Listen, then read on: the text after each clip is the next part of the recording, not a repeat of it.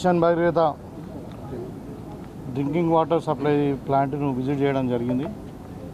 దీనిలో ముఖ్యంగా పర్పస్ ఏంటంటే మరి వర్షాకాలం వస్తుంది, మరి వాటర్ ఏ విధంగా వీళ్ళు ప్యూరిఫై చేస్తూ ఉన్నారు, సిస్టమ్ ఏ విధంగా నడుస్తూ ఉంది, మరి కెమికల్స్ సరిగ్గా కలుపుతూ ఉన్నారా, క్వాలిటీ ఆఫ్ వాటర్ వస్తుందా లేదా, మరి ఇక్కడ మెకానిజం పనిచేస్తుందా లేదా, ఇవన్నీ కూడా ఇన్స్పెక్ట్ చేయడానికి రావడం జరిగింది. ఇక్కడ రైట్ ఫ్రమ్ అంటే ఇన్పుట్ డెలివరీ కానుండి అవుట్పుట్ దాకా కూడా మొత్తం అంతా ఫిల్టర్ బెడ్స్ అన్నీ కూడా పరిశీలించడం జరిగింది.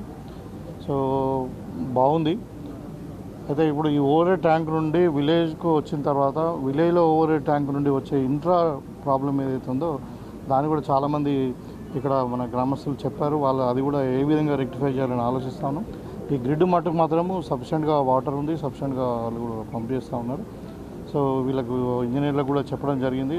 ఎందుకంటే ఏమాత్రం కూడా క్వాలిటీలో ప్రాబ్లం కాకుండా పిహెచ్ కానీ మినరల్స్ కానీ మరి ఇంకా డస్ట్ ఇదంతా కూడా ఆ క్లోరిఫికేషన్ కానీ మరి ఇదంతా ఆలం కలపడము, అదేవిధంగా మళ్ళీ ఫిల్టర్స్ కూడా దేంట్లో కూడా మనము కాంప్రమైజ్ కాకుండా క్వాలిటీ వాటర్ మనము ప్రజలకు ఇవ్వాలని చెప్పి వీళ్ళకు చెప్పడం జరిగింది.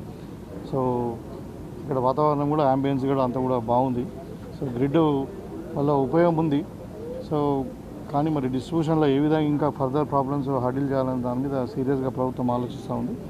సో రెయిన్ వాటరు ఈ రెయిన్ సీజన్లో ఈ వాటర్ ప్రజలందరూ కూడా తాగాలని చెప్పి కూడా నేను కోరుకుంటున్నాను.